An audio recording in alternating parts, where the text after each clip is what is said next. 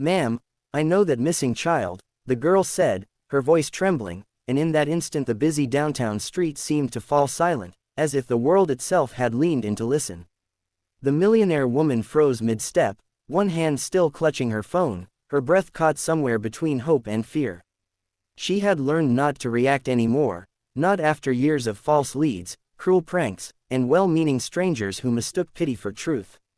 Yet something in the girl's eyes, steady and painfully sincere, reached past all her defenses and touched the wound she carried every single day. The woman's name was Eleanor Wright, a name often spoken with admiration in Canada's business circles. She owned glass towers in Toronto, funded scholarships in Vancouver, and donated quietly to shelters across the country. To the public, she was composed, elegant, untouchable. But behind the tailored coats and polite smiles lived a mother who had lost her 5-year-old son, Noah, 7 years ago. He vanished from a lakeside park in Muskoka during a family picnic, slipping away in a moment of laughter and sunlight.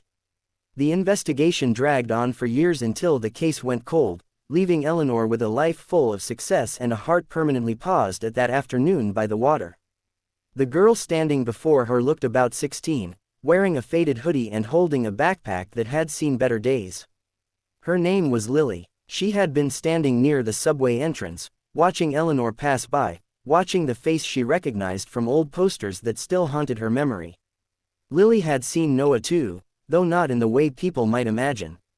She had grown up in foster homes, moving from city to city, carrying fragments of other people's tragedies alongside her own. Years ago, in one such home in northern Ontario, there had been a boy who arrived suddenly, quiet and afraid, with a different name given to him by adults who avoided questions. But Lily remembered his drawings, always of lakes and trees, always signed with a shaky N. Eleanor's voice barely worked when she asked what Lily meant. Lily didn't rush her. She spoke slowly, carefully, as if handling something fragile. She explained how the boy had been kept away from school, how he cried at night for a mother who never came, how one day he was taken away again, disappearing just as abruptly as he had arrived. Lily had never forgotten him, and when she saw Noah's face on old news clips years later, older now through digital aging, something inside her clicked into place.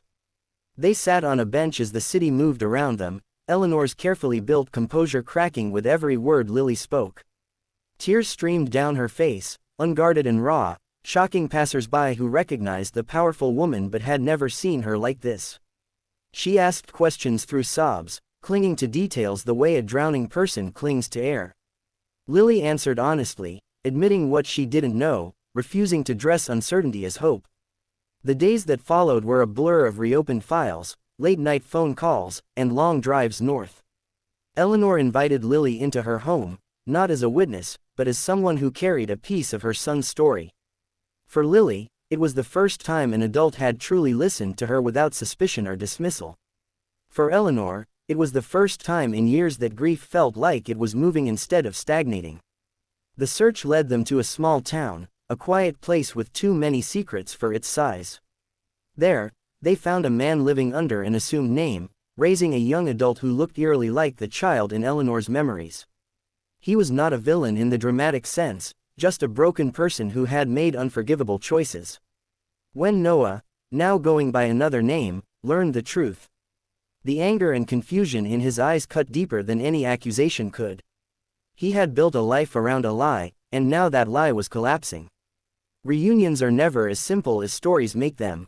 Eleanor didn't rush toward him expecting gratitude or instant love. She waited. She apologized for the years lost, even though they weren't her fault. She listened as her son spoke about his pain, his questions, his fear of starting over. Healing came in small steps, shared meals, cautious conversations, and long walks by the lake where everything had begun. Lily stayed too, unsure of where she belonged but feeling, for the first time, that she mattered. Eleanor saw herself in the girl, another child shaped by loss and resilience. She offered Lily support, education, and something even more powerful, a place where she didn't have to be invisible anymore. In the end, the story wasn't just about finding a missing child. It was about the courage to speak up, even when your voice shakes. It was about listening, truly listening, to those society often overlooks. And it was about understanding that even after years of darkness, one honest sentence can change everything. Ma'am, I know that missing child. Sometimes, that's all it takes to bring a broken heart back to life.